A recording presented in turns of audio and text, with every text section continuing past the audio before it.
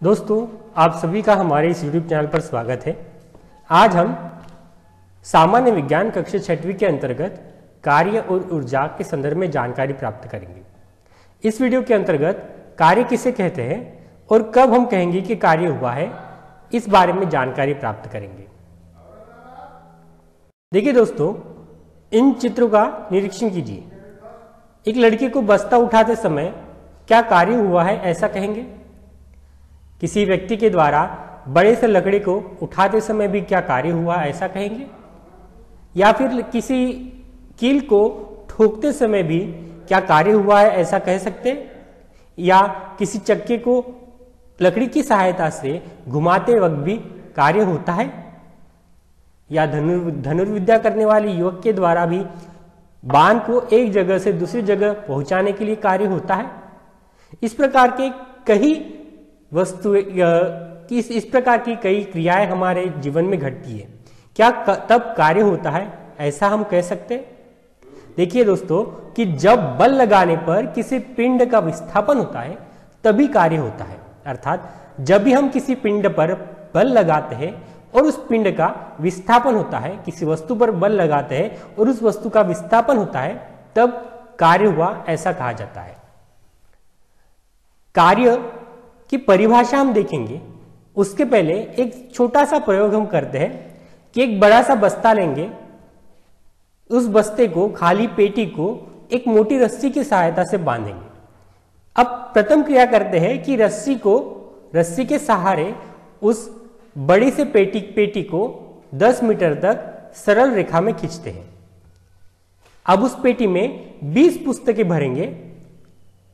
फिर से वही पेटी रस्सी के सहारे 10 मीटर तक खींचेंगे। अब उस पेटी में फिर से 20 पुस्तकें डालेंगे और 20 मीटर तक सीधे उसको लेकर चलेंगे। इन सभी क्रियाओं में किस स्थिति में अधिक कार्य होने की जानकारी होती है?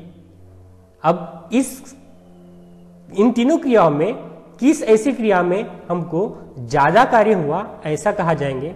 तो देखिए, यह हम किस आधार पर करेंगे कि समान दूरी तक विस्थापन होने पर भी जिस कार्य में अधिक बल लगता है वह कार्य अधिक होता है।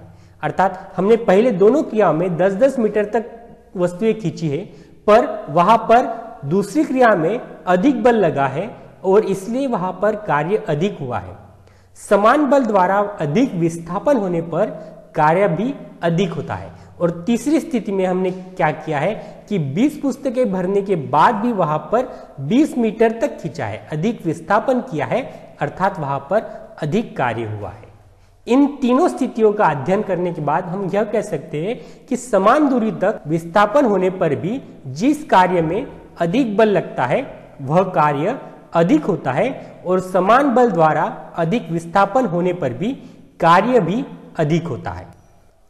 एक दूसरी स्थिति और लेते हैं। देखिए दोस्तों, कि एक घिरनी लेंगे जिसको हम पुल्ली कहते हैं। उस पुल्ली को क्या करेंगे कि उसे ऊंचे स्थान पर मजबूती से बांध देंगे। अब उस पुल्ली की सहायता से घिरनी की खांच में धागा डालकर एक सिरे को अपने हाथ में पकड़ेंगे और दूसरे सिरे पर 2 किलोग्राम का एक बाट बांध देंगे। अब उस बाट को बांधने के बाद क्या करेंगे? प्रारंभ में बाट को घिरनी की सहायता से 1 मीटर ऊंचाई तक उठाना है। हम क्या करेंगे? घिरनी की सहायता से उस बाटे को 1 मीटर तक उठाएंगे और बाद में उसी बाटे की घिरनी की सहायता से 4 मीटर तक उठाएंगे। सबसे पहले हम 1 मीटर तक उठाएंगे और फिर 4 मीटर तक उठाएंगे। अब देखिए, इन दोनों स्थिति में, इस कृति में अधिक कार्य कहां पर होगा?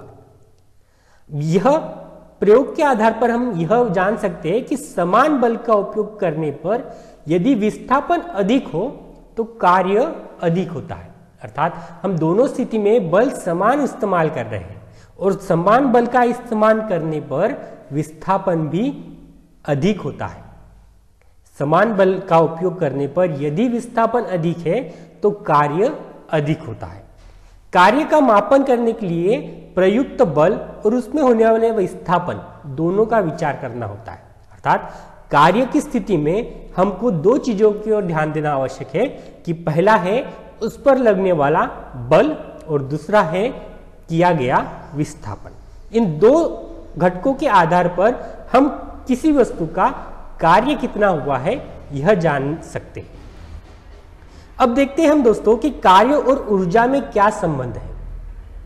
देखिए, एक छोटा बच्चा एक खिलौने की गाड़ी को ढकेलता है, तब क्या वह बच्चा कार्य करता है और कार्य करते समय कौन सी ऊर्जा का इस्तेमाल करता है।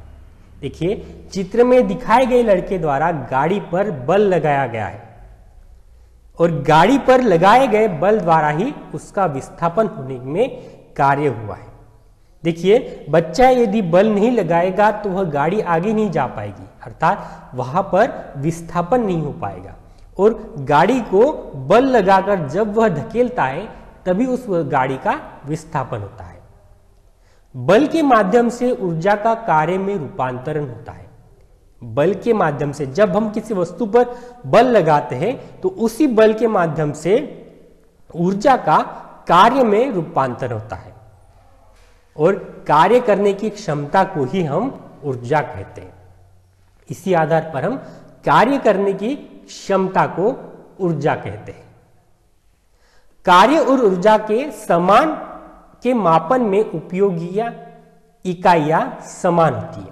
जब भी हम कार्य और ऊर्जा का मापन लिखते हैं तो दोनों का मापन एक समान इकाई द्वारा किया जाता है। ऐसा यूनिट में इसका कार्य और ऊर्जा को जूल नामक इकाई से नापा जाता है।